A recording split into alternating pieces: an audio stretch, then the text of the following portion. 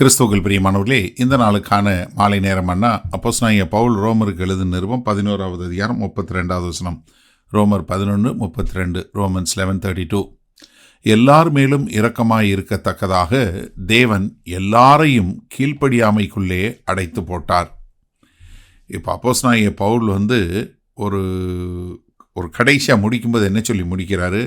இஸ்ரவேலுடைய தடுமாற்றம், புறஜாதியாருடைய இரக்கம், இஸ்ரவேலுடைய எதிர்காலத்தினோட கர்த்தர் வரக்கூடியது, எப்படி அவர் வாக்குத்தத்தத்துக்கு உண்மையுள்ளவராக இருப்பார், இது எல்லாம் எதற்காக கர்த்தர் பண்ணாருங்கிறது அப்படின்னு சொல்லி சொன்னால், ஒன்றே ஒரு காரியம், எல்லாரையும் ரட்சிப்புக்குள்ள வழி நடத்துவதற்காக.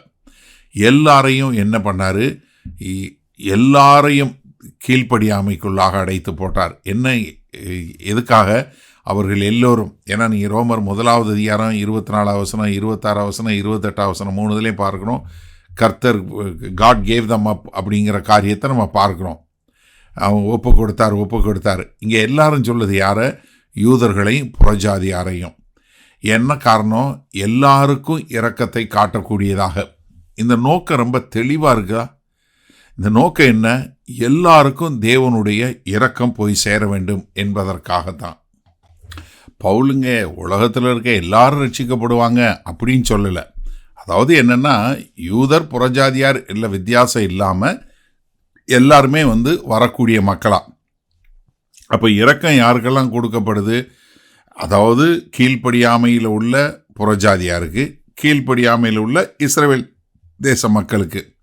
அப்போ புறஜாதியாருடைய கீழ்ப்படியாமையில் இருக்கிறவங்களுக்கு அவங்க இரக்கம் பெற்றாங்க. இப்போ இஸ்ரவேல் தேச மக்கள் கீழ்ப்படியாமையில் இருக்கிறாங்க, அவங்களும் இரக்கத்தை பெறுவாங்க. ஏன்னா ரோமர் 3வது அதிகாரம் 22லேருந்து 24வது வசனம் வரைக்கும் எந்த வித்தியாசம் கிடையாது. எல்லாரும் பாவம் பண்ணோம், எல்லாரும் கிருபையினால தான் ரட்சிக்கப்பட்டோம்.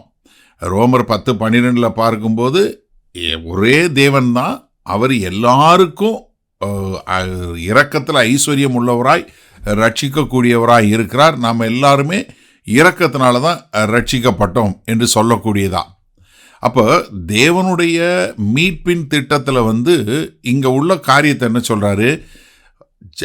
ஜனங்கள் எல்லாருமே கீழ்ப்படியாமையில் கீழே விழுந்தவங்க தான். என்ன, தேவனாகிய கர்த்தர் எல்லாரையும் இப்படி கீழ்ப்படியாமையில் போய் அதன் மூலமாய் அவர்கள் அதற்கான காரியங்களை அறிந்து கொள்ளக்கூடிய மக்களா. அப்போ எல்லாரும் என்ன அறிஞ்சு கொள்வாங்க? ஒருத்தருமே நீதிமான் இல்லை அப்படின்னு அறிஞ்சு கொள்ளக்கூடிய மக்களா. யாரு நாங்கள் அவங்கள விட சிறந்தவங்க அப்படின்னு சொல்ல முடியாது. எல்லாருமே ஐயா எங்களுக்கு இரக்கம் வேணும் என்று சொல்லி கர்த்தர்கிட்ட போய் நிற்கக்கூடியதா. அப்போ தேவன் என்ன பண்ணுறாரு? அது யூதனாக இருந்தாலும் ஒரு புறஜாதியானா இருந்தாலும் அவங்களுக்கு இரக்கத்தை காட்டக்கூடியவராக இருக்கிறாங்க. அப்போது நம்ம ஒரு மனத்தாழ்மையோடு நன்றியுணர்வோடு கர்த்தரை ஆராதிக்கக்கூடிய மக்களாக வருவோம்.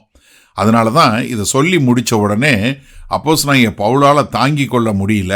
அவர் என்ன பண்ணுறாரு? ஒரு டாக்ஸாலஜி என்று சொல்லக்கூடியதாய் தேவனை அப்படியே ஆராதித்து சொல்லக்கூடிய காரியத்தை நீ வர்ற நாட்களில் பார்ப்போம். சரி, இந்த நாளில் இந்த வசனத்தை நம்ம எப்படி எடுத்துக்கொள்வது? கர்த்தருடைய நோக்கம் சரித்திர பிரகாரம் நம்ம பார்த்தீங்கன்னா இரக்கமே ஒழிய அழிவு இல்லை. ஏன்னா நிறைய பேர் என்ன நினைக்கிறாங்க? கர்த்தர் ஏதோ ஒரு கோபக்காரரு, அங்கே இப்போ மேலே ஒரு பெரிய பெரம்பை வச்சுக்கிட்டு உட்காந்துட்டு இருக்கிறாரு, எப்படா எவன்டா சிக்குவான் அவனை போட்டுருவோம் அப்படிங்கிற மாதிரி. இல்லவே இல்லை. நீங்கள் தெளிவாக தேவனுடைய நோக்கத்தையும் தேவனுடைய திட்டத்தையும் பார்த்தீங்கன்னா உங்களுக்கு மிக தெளிவாக விளங்கும்.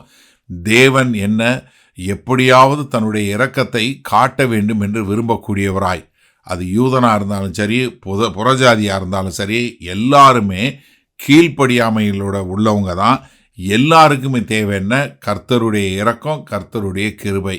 இதில் என்ன பண்ணுதுன்னா, நம்ம யாருமே தேவனுக்கு போய் முன்பாக நின்று நான் சிறந்தவன், நான் பெரியவன், எனக்கு தேவன் முன்னாடி வருவதற்கு தகுதி இருக்குது அப்படின்னு சொல்லி தேவனுக்கு முன்பாக மார்த்தட்டுவதற்கு யாருக்குமே கிடையாது. நம்ம தெளிவாக தெரிஞ்சு கொள்ள வேண்டியது. ஒருவேளை நீங்கள் ரட்சிக்கப்பட்டு கொஞ்சம் காலம் ஆனதுனால நீங்கள் நினைக்கலாம் எனக்கு அப்படி இப்படின்னு. இல்லவே இல்லை. தேவனுடைய திட்டம் என்ன பண்ணுதுன்னா, யாரும் அவருக்கு முன்னாடி பெருமை பாராட்ட முடியாதபடிக்கு மாற்றுகிறது. அப்போ என்ன பண்ணுது? இரக்கம்தான் எல்லா மனிதர்களையும் சமமாய் கொண்டு போய் நிறுத்தக்கூடிய ஒரு காரியமாக இருக்குது. அப்போ ரட்சிப்பினுடைய திட்டம் என்பது என்ன பார்க்குறோம்? அது யூதனாக இருந்தாலும் சரி, புறஜாதியாராக இருந்தாலும் எல்லாரும் ஒரே ஒன்றிணைக்கப்பட்ட மக்களாக.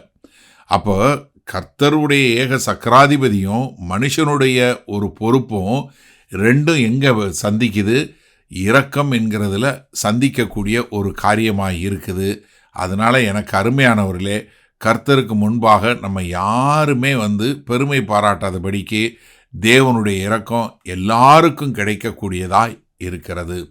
வல்ல பிதாவே, இதோ உம்முடைய மீட்பின் தீட்டமும் உம்முடைய இரக்கமும் ஆண்டவரே எங்களுடைய எண்ணங்களுக்கு அப்பாற்பட்டு இருக்கிறத நாங்கள் பார்க்குறோம். எங்களை நாங்கள் முழுமையாய் ஒப்பு கொடுக்கிறோம்.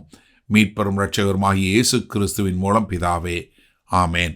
கர்த்தர் உங்களை ஆசீர்வதிப்பாராக. நாம் நாளை காலை தினசரி தியானத்தில் சந்திப்போம். Good night.